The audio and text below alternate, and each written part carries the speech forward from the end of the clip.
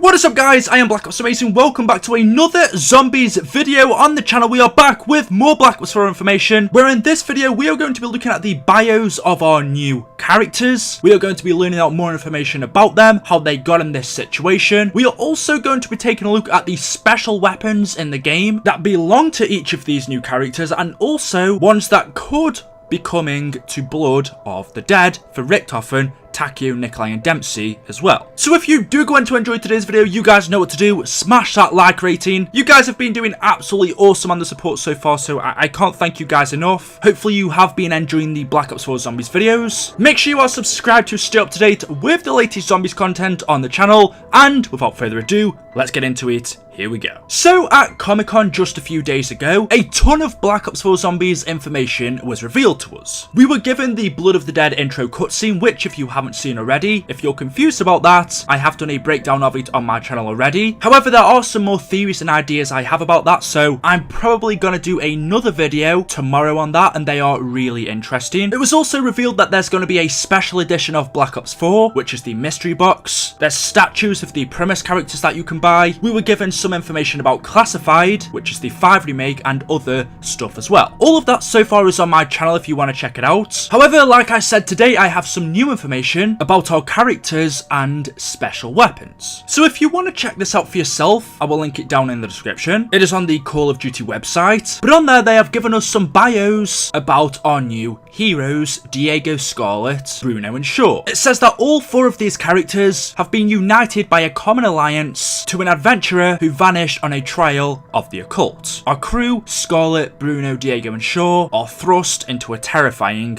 odyssey. So the little bit of story that we have so far is that all of these characters have joined together to try and find and track down the location of Scarlet's dad, Alistair. It seems like Alistair Rhodes was trying to track down some kind of myth and legend. He was exploring into dark magic, and it may have had something to do with this artifact that we see in Black Ops 4, the one that creates the zombies. And because of him becoming too close to this, it seems like he got on the wrong side of some people, and they may have taken him, or at least they have something to do with it. No one knows right now where Scarlet's dad is, but the reason why Diego, Shaw and Bruno are helping her to find her father is because they have a relation to him. Either they're friends with him, Alistair has helped all of these characters out in some way, and so they're helping his daughter to track him down. That is really all of the information we have so far about our new Chaos story, but let's take a look at the bios of each one of our new characters to see what we can find out about them. So we are told that Diego is a dazzling spy and a master of seduction, but pray you don't end up in his sights. Diego Nikolai is a ruthless cutthroat, and no clue escapes his keen sense of observation. So we are told that Diego was a spy, maybe because of his ability. He was hired by Alistair Rhodes to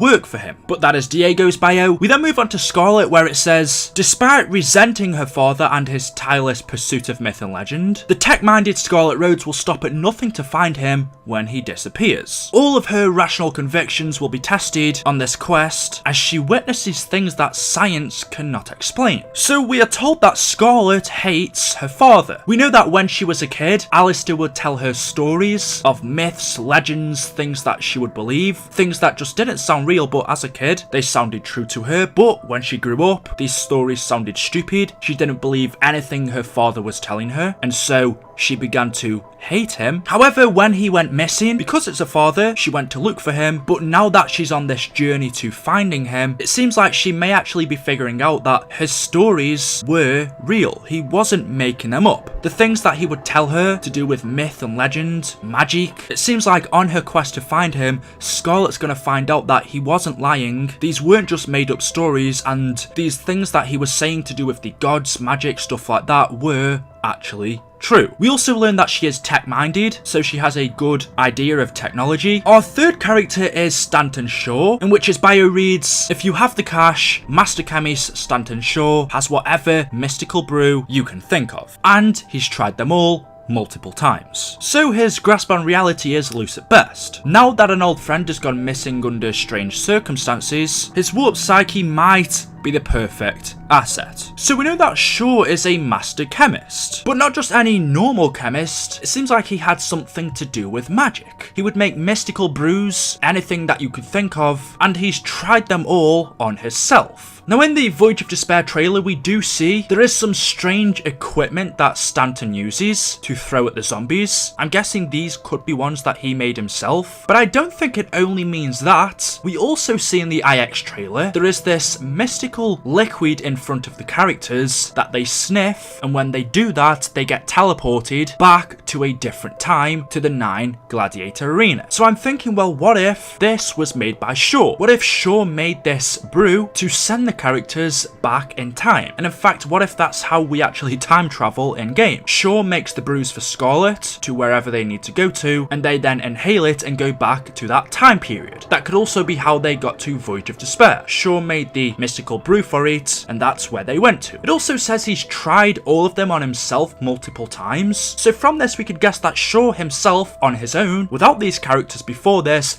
has actually time travels. He could have been to many places, we don't know where, so he has the experience. He knows what he's doing when time traveling. And it sounds like because of that, he doesn't quite have a grasp on reality. Because he's time traveled so much and gone to different periods, when coming back to his own time in reality, he's not quite sure what he's doing. Maybe he gets confused. Sometimes he might think he's in a different time period to what he is. It seems like his mind's kind of messed up from all of the time traveling that he's been doing. However, because of this, he's going to be perfect to accompany Scarlet on this mission. And then the final character we have is, of course, Bruno, where it says he turned from a life of violence, but striking blows is what Bruno Delacroix does best. His savage reputation precedes him, but the only reason he's back is to help the one and only person who gave him a chance at redemption when no one else would. So from that we get that in his past, Bruno was a violent person. He went around beating up people. Maybe he was part of a gang or something like that. However, we're told that nowadays he's changed. He's, I wouldn't say good, but he is better. He's turned from a life of violence, but it does say striking blows is what he does best. So it sounds like if someone was still to get in his way, well, Bruno wouldn't have a problem fighting them. And it says the only reason he's back to help Scarlet is to find her father, because he is the one person that gave him a chance at redemption when no one else would. Scarlet's father helped him in some way. Maybe he hired all three of these characters, Diego, Stanton and Bruno, to help them out. Diego to spy for him, Stanton to make these mystical brews for him, and then Bruno as kind of like his bodyguard if they were in trouble. And then of course Scarlet was his daughter. So those are our character bios. That is really all of the information we know so far about our crew. However, that isn't all. As we know, in Black Ops 4 Zombies we are also going to be getting special weapons. We've actually seen each one of these come into play in both the 9 and Voyage of Despair trailer, and these are the Chakram of Vengeance, the Hammer of Valar, the third one is the Scepter of Ra, and the final one is the Viper and Dragon. And the little description we get for special weapons is many of the weapons are shared across all Black Ops 4 game modes, but Zombies is no ordinary fight. So you'll need a touch of extraordinary, which are these special weapons. Find one that matches your playstyle, equip it in your loadout, and unleash hell. So if we take a look at our first one, this is the Chakram and Vengeance that we can see Bruno holding. It seems like the special weapons could have something to do with the gods, since we've already seen statues of both Ra, the Egyptian god, and also Odin, who is a Norse god, and of course we have the Scepter of Ra and the Hammer of Valhalla. And Valhalla, of course, is a place in Asgard which is ruled by the god Odin. So it does seem like the special weapons have something to do with the gods. But anyway, getting back to the first one, the Chakram of Vengeance, it says why settle for one target when the Chakram automatically ricochets towards others when thrown. You can actually also see behind Bruno on this image there is a statue of Danu, so maybe these have something to do with her. The next special weapon we have is the Hammer of Valhalla. I think this one's my favourite. If you look on the front of it, there's also like a face, but it says send foes flying with the Hammer of Valhalla. In case you miss or your buddies need a buff, protective armor regrows with each strike and is applied to nearby allies when activated. So not only is this hammer going to kill the zombies, but also it's going to give extra health or armor to your other teammates. This one to me seems really powerful. This is basically Thor's hammer and it looks freaking awesome. We then also have the Scepter of Ra. It says it burns foes and heals allies by shooting a focus beam of energy. But that's not all. The Scepter of Ra also makes reviving allies a snap. Of course, Ra was an Egyptian god who was believed to have ruled all parts in the world, the sky, the earth, and the underworld. This one, just like the last one, not only kills the zombies, but also helps your teammates as well, by not only healing them, but you can also use it to revive your teammates quicker. Kind of like the staffs in Origins, where you could use the opposite end to instantly revive your teammates. And then finally, we have the Viper and Dragon, which shoots a fiery mid-ranged blast with one hand and takes a swipe with an extendable sword that acts like a bladed whip with the other. So it's a sword and a gun. I think my favorite out of the lot is the Hammer of Valhalla, but then again, the Scepter of Ra also sounds really good as well. Let me know which is your favorite in the comment section below. So those are our special weapons, but that also makes me think, well,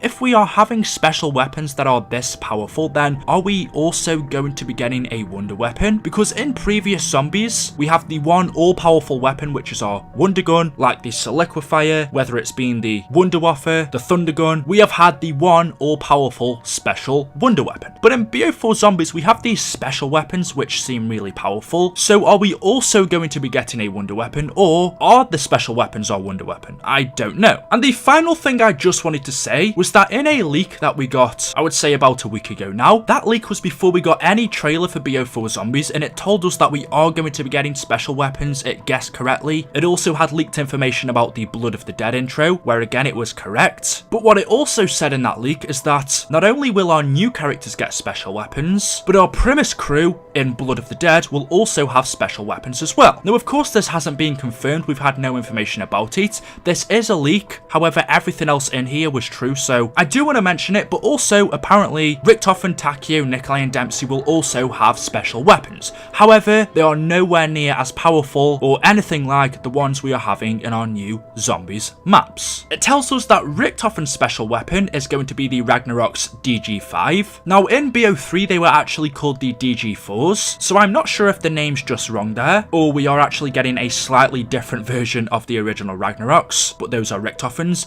Dempsey's special weapon is a minigun, Nikolai's is a flamethrower, and Takeo's is a katana. So apparently those are the special weapons that we'll be getting in Blood of the Dead for our premise crew. Like I said, this isn't confirmed, but I wouldn't be against this. It's really not overpowered, and it did definitely change it up a bit. But let me know what you think about that one down in the comment section below. However, guys, that is all I have for you for today's video. As always, hopefully you have enjoyed. If you have, you know what to do. Smash that like rating. Thank you guys so much for the support on the channel. It really does mean a lot to me. We are almost at 450,000 subscribers. So if you haven't already subbed, click that sub button. Thank you for watching, guys. Let me know your thoughts in the comment section below. What is your favorite special weapon? And I will see you guys in the next video. Until then, goodbye.